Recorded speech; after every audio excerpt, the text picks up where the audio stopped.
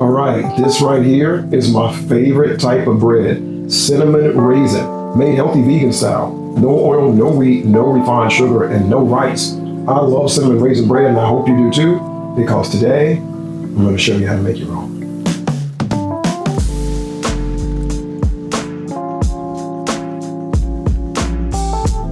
All right, for those of you who are tuning in for the first time, what I do is make delicious vegan recipes using no oil, no wheat, no refined sugar, no rice, and very little, if any, processed ingredients. Now, we're making today what is my very favorite bread, cinnamon raisin, and let me tell you what we're going to use to make this bread. We're going to use some millet flour, we're going to use some psyllium husk, some date sugar, some ground flax, some cinnamon, some baking soda and powder, a little apple cider vinegar, lots of raisins, and then some date paste. Now, as I said, I'm using lots of raisins, but it's totally optional. You can put as little or as much as you want.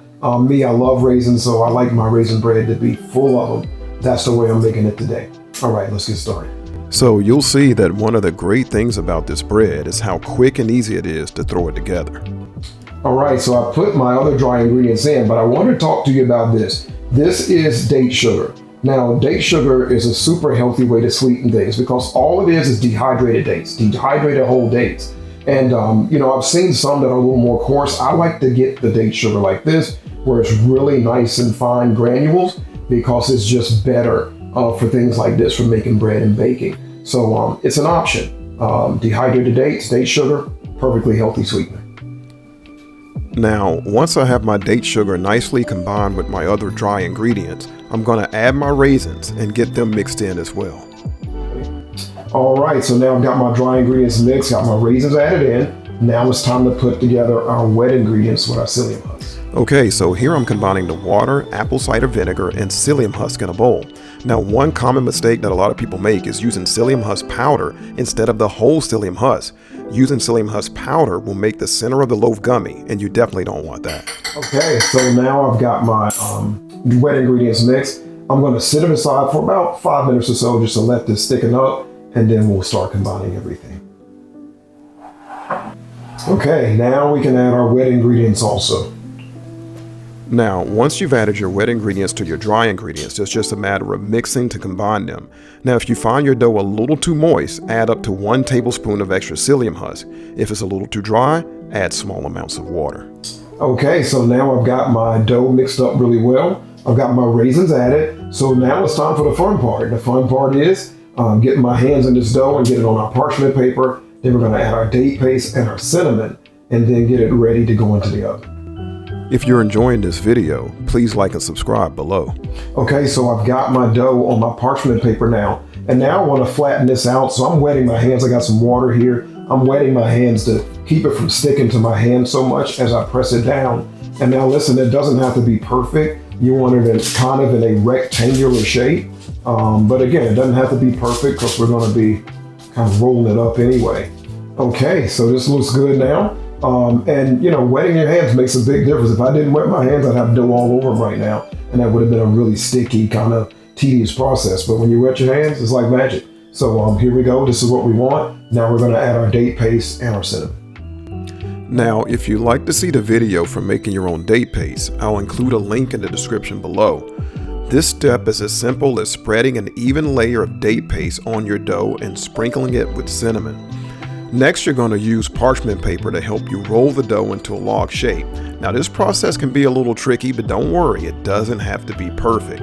Now, once you have your dough all rolled up, it's just a matter of transferring it into a loaf pan. I find it easier to let it come off the parchment paper directly into the pan. Now, once you have it in your pan, you can use wet hands to smooth and shape your loaf. Then it's ready for the oven. If you're enjoying this video, please like and subscribe below. Okay, so as you see, it can be a bit of a process getting it into the pan, but no worries. I mean, it'll be a little awkward, but that's all right as long as you get it in there and shape it around. You can wet your hands again and just kind of shape it and make it look uniform. And once it's cooked, trust me, it's going to look beautiful. Okay, so let's get it in the oven. Okay, so our bread has baked and I've let it cool off. Now we're going to remove it from the pan and we're going to cut it and see how it looks and tastes. Now, a lot of people have asked me about how I prevent my loaf breads from sticking to the pan. But personally, I found that when using a glass pan, it's not necessary to do anything at all. But if you're concerned, I suggest lining the pan with parchment paper.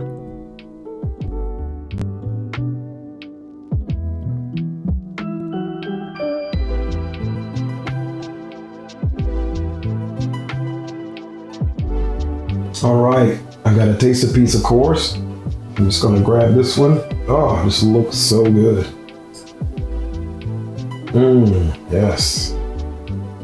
Full of raisins and cinnamon. Of course, now I put lots of raisins in this. That's optional. If you want fewer raisins, you can put fewer. I love them, and this is how I like it.